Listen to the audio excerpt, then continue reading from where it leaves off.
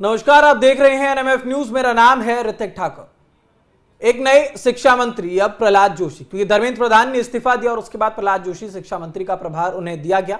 अब ऐसे में ताबड़तोड़ एक्शन जो है लगातार प्रहलाद जोशी की तरफ से हो रही है। ये बैठक हुई जिसमें तमाम वरिष्ठ अधिकारी जो थे वो मौजूद थे। अब ये समझेंगे कि आखिरकार इस बैठक में क्या हुआ, क्योंकि पहले ही दिन ये बैठक हुई और बड़ी जिम्मेदारी जो है वो प्रहलाद जोशी के ऊपर है। पूरे देश की नजर इस एजुकेशन मिनिस्ट्री पर है, क्योंकि परीक्षा व्यवस्था की बार बार बात हो रही थी, एनटीए की बात हो रही थी। तो क्या कुछ इस बैठक में हुआ है, प्रहलाद जोशी किस तरीके से इस जिम्मेदारी को संभालेंगे, वो समझेंगे। मेरे साथ मेरे सहयोगी केशव झा हैं। केशव, आज पहले ही दिन ये बड़ी मीटिंग, कई बड़े अधिकारी यहां पर मौजूद थे, तो क्या लगता है किस तरीके से प्रहलाद जोशी काम करने वाले हैं? क्या मॉडस ऑपरेंडी यहां पर रहने वाला है? देखिए, प्रधानमंत्री मोदी के भरोसेमंद मंत्रियों में से एक माने जाते हैं। संघ से आते हैं, विद्यार्थी परिषद में भी रहे हैं, साथ ही साथ जो कह लें कि लंबा राजनीतिक अनुभव है। तो प्रधानमंत्री के सबसे करीबी मंत्रियों की बात करें तो प्रहलाद जोशी को उन्होंने शिक्षा मंत्रालय दिया है, एक ऐसे क्रूशियल समय में जबकि शिक्षा मंत्रालय पर पूरे देश की नजरें हैं। धर्मेंद्र प्रधान को एक महीने के सीजेपी के प्रोटेस्ट और छात्रों की मांग के बीच में इस्तीफा देना पड़ा है। उसके बाद जब उनको कार्यभार सौंपा गया है तो उन्होंने 24 घंटे के अंदर अपना पदभार संभाल लिया और ताबड़तोड़ बैठकें की है। और कहा जा रहा है कि इसमें कुछ बड़े फैसले भी हुए हैं। सूत्रों की माने तो उसमें उन्होंने एक तरीके से मैंडेट साफ कर दिया है कि जो भी शिक्षा मंत्रालय में के ऊपर आरोप लग रहे हैं उसको सबसे पहले दूर किया जाए। जो भी दोषी अधिकारी हैं उनके ऊपर कार्रवाई की जाएगी। इससे पहले भी कार्रवाई की गई थी, एनटीए के अधिकारियों को हटाया गया था, सचिव को हटाया गया, तमाम तरह की जो कार्रवाई पहले किए गए हैं। लेकिन जो शिक्षा मंत्रालय के ऊपर आरोप लग रहे हैं उस मामले में जो नए शिक्षा मंत्री हैं प्रहलाद जोशी, उन्होंने साफ कर दिया है कि किसी भी तरीके की कोताही किसी भी अधिकारी के खिलाफ बर्दाश्त नहीं की जाएगी और जो भी कार्रवाई पेंडिंग है उसको तत्काल किया जाए। उन्होंने एक समीक्षा बैठक भी की है जिसमें एक तरीके से उन्होंने अपने अधिकारियों को संदेश देने के साफ किया है कि प्रधानमंत्री क्या चाहते हैं, किस तरीके से शिक्षा मंत्रालय में बहाली, विश्वास बहाली जो है छात्रों की जाए। मैं आपको बताऊं पूरी जिम्मेदारी के साथ कि 2-4 मुद्दों पर सबसे पहले जो है नए शिक्षा मंत्री काम करने वाले हैं। जो सूत्र बताते हैं उसके तहत जो है सबसे पहले पेपर लीक को जो मामले हैं उसको देखा जाएगा, उसको कैसे लीक प्रूफ किया जाए उसको भी एक तरीके से उस पर भी फैसला लिया जाएगा। आपको यह भी याद होगा कि प्रधानमंत्री मोदी ने 2 दिन पहले ऐलान किया था कि जो पेपर लीक की जांच के लिए फास्ट ट्रैक कोर्ट की गठन किया जाएगा, उसको कैबिनेट की मंजूरी भी दे दी गई। अब सबसे पहला काम बतौर शिक्षा मंत्री उनका होगा कि इसी संसद सत्र में एक तरीके से एक बिल जो है पेपर लीक के ऊपर लाया जाए। तो सबसे बड़ी खबर एनएमएफ न्यूज के माध्यम से दे रहे हैं कि पेपर लीक को लेकर के जो बिल है प्रहलाद जोशी इसी संसद सत्र में ला सकते हैं और उनको सबसे बड़ा मैंडेट जो है इस फिलहाल जो कह सकते हैं प्रधानमंत्री की तरफ से दिया गया है कि जल्द से जल्द इस पे ऊपर कार्रवाई की जाए। तो कुल मिलाकर के जो पेपर लीक वाला मामला है उस संसद सत्र में उसको डील करेंगे शिक्षा मंत्री प्रहलाद जोशी। दूसरी बात है, एनटीए को भी एक तरीके से नकेल कसने की तैयारी की जा रही है कि एनटीए जो है देश के सबसे प्रतिष्ठित परीक्षाएं जो होती हैं उसको ऑर्गेनाइज करता है। सीओईटी की बात कर लें, नीट की बात कर लें, यूजीसी नेट की बात कर लें, तमाम ऐसे जो प्रीमियम जो परीक्षाएं हैं नीट उसको एनटीए कराता है। उसमें जो भ्रष्ट अधिकारी है, उसमें जो एक लापरवाह अफसर हैं, उनके ऊपर भी कार्रवाई की जो है तैयारी की जा रही है। उन पर भी गाज गिर सकती है क्योंकि एनटीए के रहते जिसका गठन ही ये इस लिहाज से किया गया था कि तमाम परीक्षाएं एक तरीके से सुचारू रूप से चले, शुचिता उसकी बरकरार रहे, लेकिन एनटीए से कराने में फेल रहा है तो उसकी भी जो है नकेल कसी जाएगी। साथ ही साथ जो नीट की परीक्षा को लेकर के सवाल जो भी हैं, रिफॉर्म्स की जो भी बात की जा रही है कि साल में 2 बार कम से कम नीट के जो परीक्षा ली जाए, क्योंकि जिस तरीके से उसका सिलेबस है उसमें एक ही परीक्षा दी जा सकती है, मतलब उसका अभ्यर्थी जो है एक ही परीक्षा दे सकता है क्योंकि उसमें सब्जेक्ट्स होते हैं मैथ्स, बायोलॉजी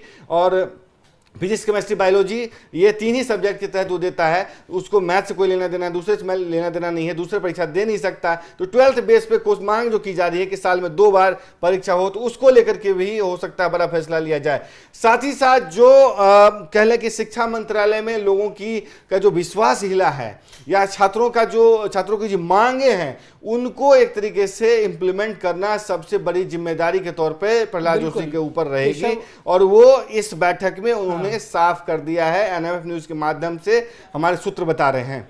ठीक है केशव, लेकिन बात अब प्रहलाद जोशी कर रहे हैं। प्रहलाद जोशी को अगर हम देखें तो बहुत ज्यादा प्रहलाद जोशी कैमरे के आगे आने के शौकीन नहीं है। कई ऐसा हमने देखा है ना कि कई बार होता है कि कोई बहुत ज्यादा प्रेस कॉन्फ्रेंसेस हो, ये सारी चीजें हो, लेकिन एक लंबा अनुभव राजनीति में इनका रहा है, लगभग 5 बार के ये सांसद हैं।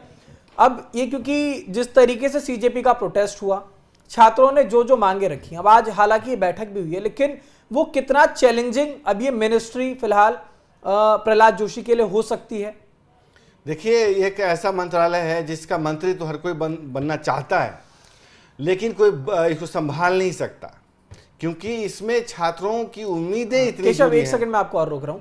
न्यू एजुकेशन पॉलिसी को लेकर के भी बार बार मैं उसी पे आ रहा था। हाँ। कि ये जो मंत्रालय है उसको बनना, उसको संभालना अपने आप में बड़ी बात है और बहुत जिम्मेदारी वाला मंत्रालय है, क्योंकि न सिर्फ छात्रों का इसमें इंटरेस्ट जुड़ा हुआ होता है, बल्कि सरकार को रेगुलेट करने का, सरकार की इमेज बिल्ड करने का युवाओं के बीच में इसी मंत्रालय के ऊपर जिम्मेदारी होती है कि अगर युवा आपके साथ है, युवा आपको सपोर्ट करता है, तो इस मंत्रालय का बहुत बड़ा योगदान होता है, क्योंकि इसके जो डायरेक्ट कंज्यूमर होते, जो होता है ना कस्टमर, कंज्यूमर, तो इस मंत्रालय में कंज्यूमर होता है जो डायरेक्टली इंपैक्ट करता है एक छात्र को।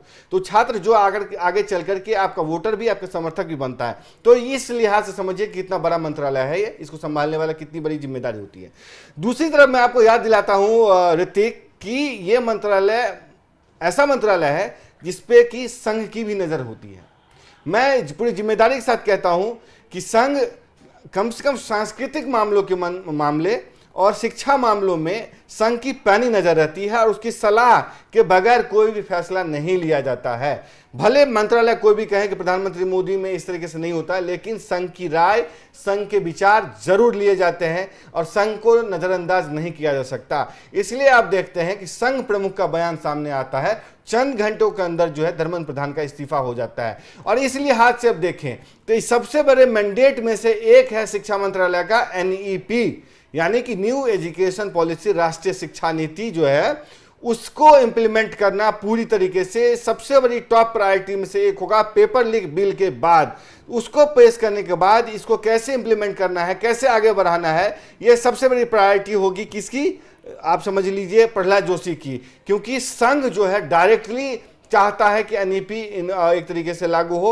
साथ ही साथ अब उनके ऊपर एक और जिम्मेदारी ये होगी कि कैसे NCERT में जो टेक्स्ट बुक्स में जो गलत बयानी है उसको कैसे बदला जाए, कैसे सिलेबस बदला जाए, कैसे फुल प्रूफ किया जाए, भारतीय इतिहास को जो जिसको छिपाया गया उसको कैसे शामिल किया जाए।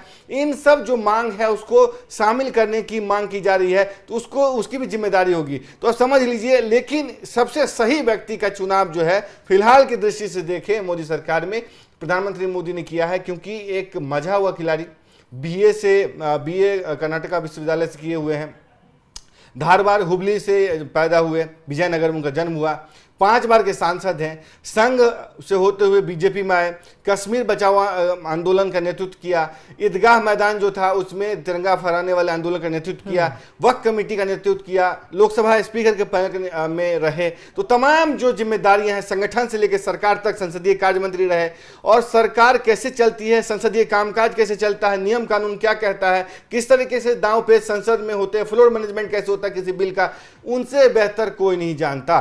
तो समझिए इस लिहाज से उनको दिया गया है एक लंबा अनुभव, एक शांत स्वभाव के नेता, इसलिए उनको दिया हुआ है। और संघ की भी उनकी पूरी नजर है, क्योंकि एक स्वयंसेवक ही समझिए शिक्षा मंत्रालय फिर से संभालने जा रहा है।